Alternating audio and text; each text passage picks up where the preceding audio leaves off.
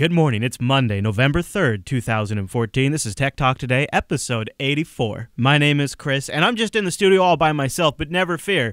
I've got my backup group here. They're joining me on the Mumble Tech, well, I don't know what I should call it, like the Mumble Tech Roundtable? We got to come up with a new name for it, something official. If you got any ideas, let me know. But in the meantime, time-appropriate greetings, Mumble Room. Hello. Hey, Chris. Here we are to save the day. I like that, Good yeah. evening. The super roundtable, the super dynamic roundtable. Dynamically assigned roundtable. Oh, something that's got an acronym would be good. Okay, so we usually talk about overreach in the police state here in the United States of America, but today we're going to go across the pond and talk a little bit about London police trialing a gang violence prediction software. Now, I don't know a lot about this, so hopefully some of our friends in the Mumble Room might be able to chime in, because this sounds pretty horrible. Police in London have tested software designed to identify which gang members are most likely to commit violent crimes. Now, imagine a network of cameras and sophisticated software working together to analyze people's behavior in real time and matching that up with their social profiles. So it's using biometrics to identify them and then analyze their social profiles and attempt to assess the reason they might be meeting up. The 20-week pilot study is thought to have been the first of its kind in the UK, although similar experiments have been carried out elsewhere. It used 5 years' worth of historic data, but the idea would be to analyze up-to-date details of if it's deployed. So in the trial, they weren't using real-time Twitter data. Civil liberty campaigns have voiced concerns, of course, but the firm behind it, Accenture, that developed the software, highlighted the potential benefits it offers, saying, you've got limited police resources, and you need to target them efficiently. This is, of course, the public safety analytics guy at the office. He says, what this does is tell you who are the highest risk individuals that maybe you should target your limited attention towards. The software works by merging together data from existing systems already in use by the police and carrying out predictive calculations. Types of information range from previous crimes to social media activity, all correlated together. Sounds pretty spooky to me, guys. Where are they keeping the precogs? Yeah, exactly. Popey, how do you feel about this? What are your thoughts? I have mixed thoughts, because part of me thinks, yes, the police are underfunded and they need all the help they can get to catch the perps. But, and also the other side of it is if they're using public data, I mean, obviously they got the police national computer and all their previous crime data about these people, so they have that data to call upon. But if there's public data like tweets and Facebook posts that are public, then why are these lunatics posting, hey, I'm going to go and rob a bank tomorrow, or whatever, they're posting. And they're giving that data to the police. To sort of back you up there, that tragic shooting that happened at a high school just 2 miles from my house, the boy that did the shooting the night before had posted some semi-ominous sounding tweets that, if taken in the right light, sort of indicated what he was about to do. Right, but then the flip side of that is lots of people say stupid things on the internet, and I make a living out of it. You don't want Tom Cruise landing in your front garden and kicking down your front door to claim you did something you didn't. This is right. That's the concern, is the predictive nature of it is what bothers me, because to be honest, so far I'm pretty unimpressed with computer models and predictive nature. I think it's been pretty bogus, and I think it's been underwhelming across the board in every technology. I for clients, have seen these quote-unquote software suites that analyze social media to collect data and sentiment from customers to do better support, and they're crap. They're super crap. They're stupid search systems that don't work very well. They're hype. So, using that stuff to generate data does concern me. However, at the same time, how can we not acknowledge the fact that as technology becomes more sophisticated, more ready, more interconnected, that it would only make sense that you would use a system like this to augment limited resources? It would almost be a shame not to, in a sense, to deny. I mean, to underutilize technology is, in a way, a shame. Now, how that technology is implemented and used is really what is critical. I do not like the predictive nature of it. I don't like that some private industry is going around and selling this system. We have something similar happening here in the U.S., where there's private industries that are going around and saying, hey, all these cameras, we can bring all these together and give you real-time analytics. I don't like that this is becoming a big industry where essentially what they're doing is correlating all the information on you as possible. And you could see how they... Well, what if they... Where do you draw the line? Where do you draw the line and say, okay, I have some amount of privacy. I don't need to be tracked everywhere I go. Is that not an option in public? Well, they already did this. Years ago, before computers, you had, detective, inspector, whoever, sitting in a smoky room with all the other detectives and figuring out, what they think a perp might do or what suspects they think might do and try and figure that out. The computer just makes it a lot faster at them doing exactly that. So, for example, it's quite common for people who've been banned for drink driving to start driving again before their ban is finished. And so you could drive round to someone who's been banned for drink driving and pick them up for driving whilst under a ban, because people are very predictable. People do stupid things. And if rules like this can be put into the computer that can predict the kind of stupid things that people who have a propensity for breaking the law are likely to do, then maybe we'll catch them before they go out and, kill someone while drunk driving or something. I feel like we'd have a better sense of confidence in this system if we hadn't just gone through a year of revelations that show overreach and abuse. Right. Like the collection of Yahoo images. That probably would help. Yeah. Right. Yeah, like if we knew that they were going to use this technology appropriately. The thing is as these things are deployed, because of the limited resources, the nature of the technology, it's only to track certain individuals in certain high-traffic areas at certain times, because that's all the technology can do. But in 10 years, the technology will be able to do a lot more than that. It could potentially track everyone all the time. So but at the same time, you can't stop progress.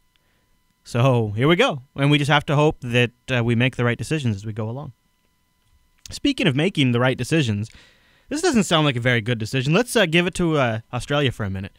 The Australian courts will be able to see your browsing history. A series of slips by the nation's top cop, followed by Communications Minister Malcolm Turnbull, have made Australia's data retention bill even more of a potential whore than it seemed when it was introduced last week. So here it is. Get ready for this.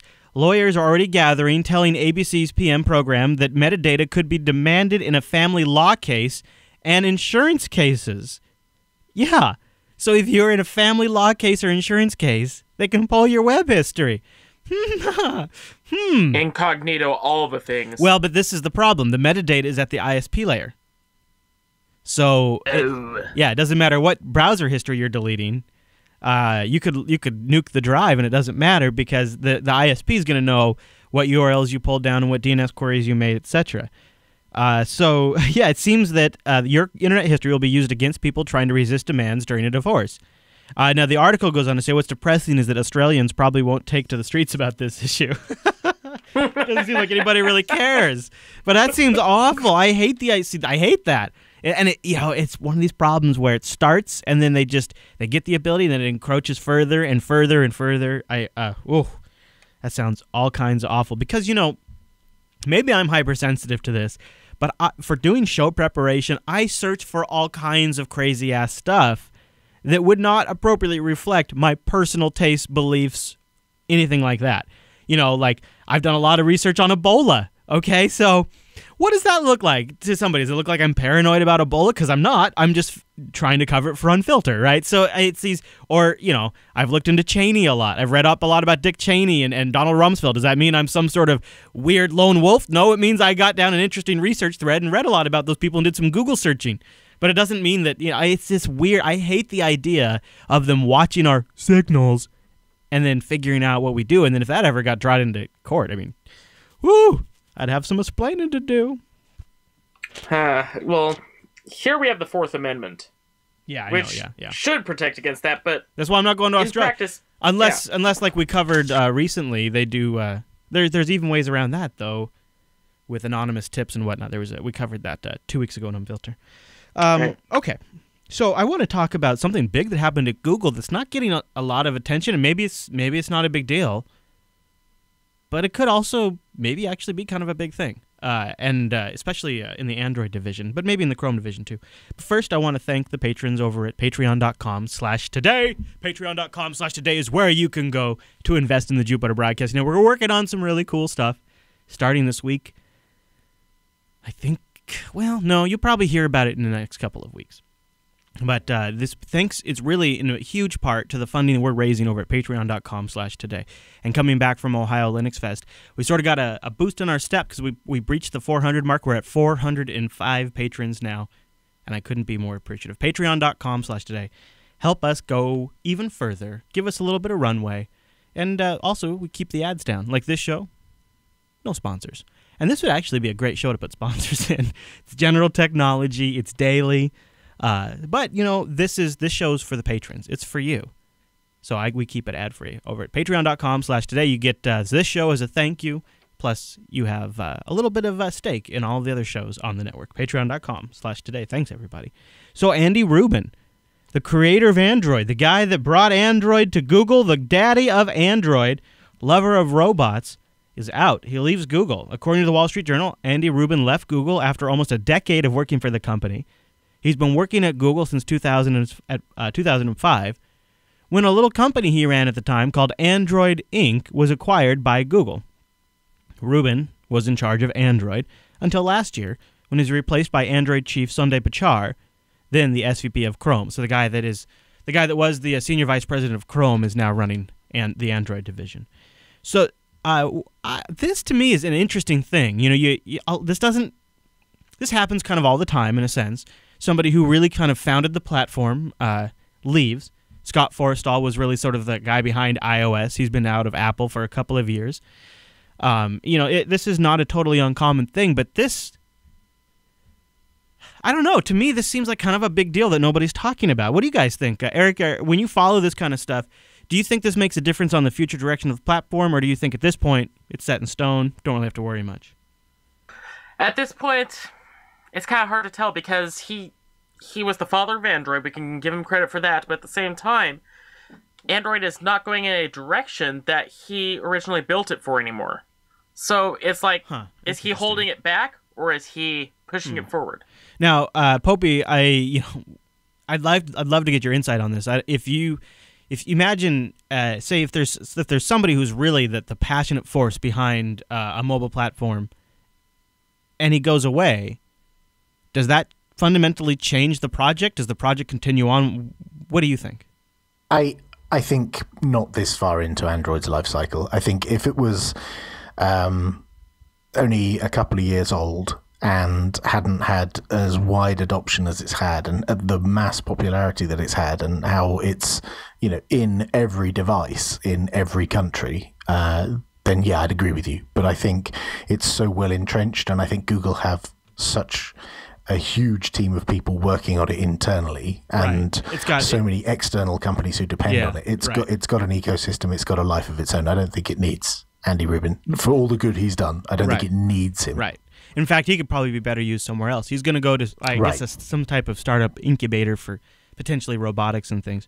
And I agree, right? Just momentum alone in the market dictates to Google what happens to Android next. And it's obvious, too, that at this point, Android is playing a much larger role in Google's overall strategy. When Android was new, and it was the Android Inc. guys that worked out in a building by themselves and produced Android and gave it to the world, and Google was one of the people they gave it to at that was a different time, and that's where Andy was needed.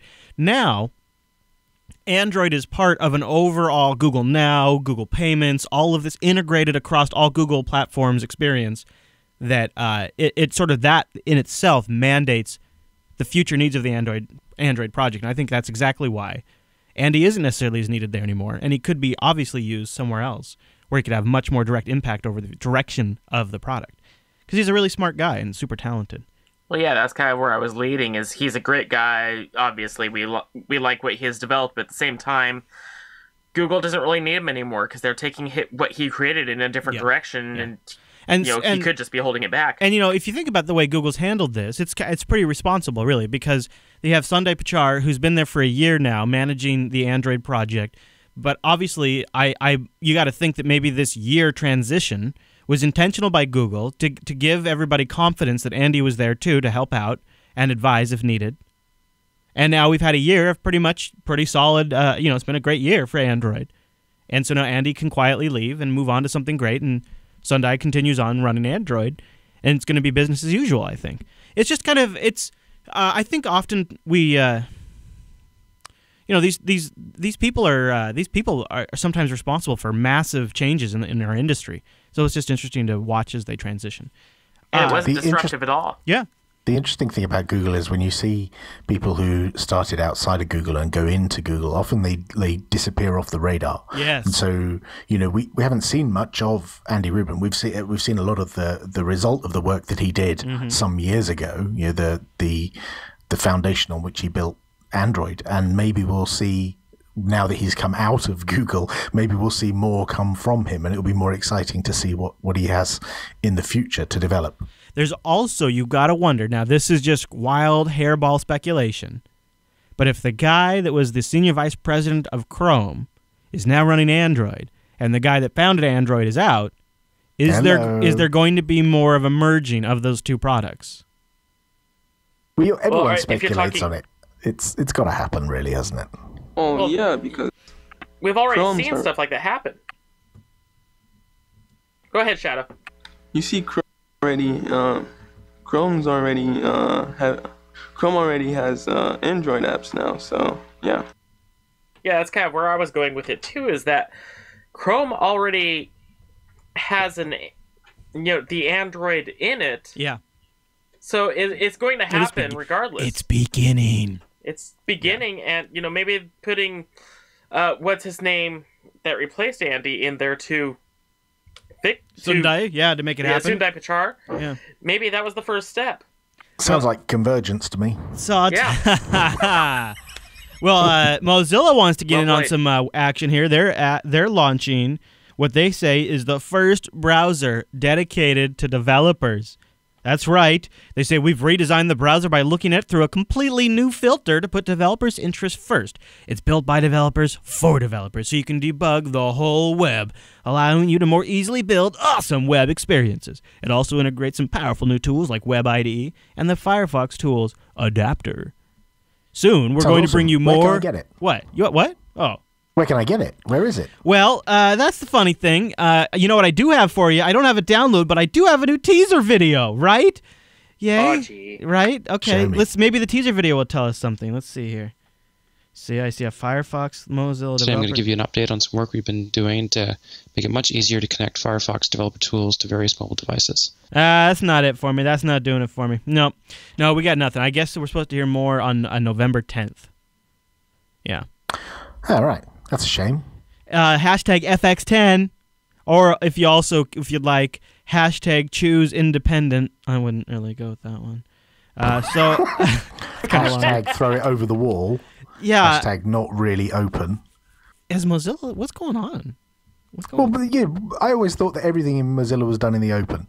Why are they holding this back for the 10th? It sounds to me like they're trying to get a big marketing fanfare attention. to steal a bit of a march on Chrome. Oh, yeah, that could be. I'd be curious to see how you... when I think of a web browser for developers, I'm wondering what that is. I'm wondering if it's more than just Firefox with some extensions preloaded or what. So we'll see. November 10th. Let's see, when is November 10th?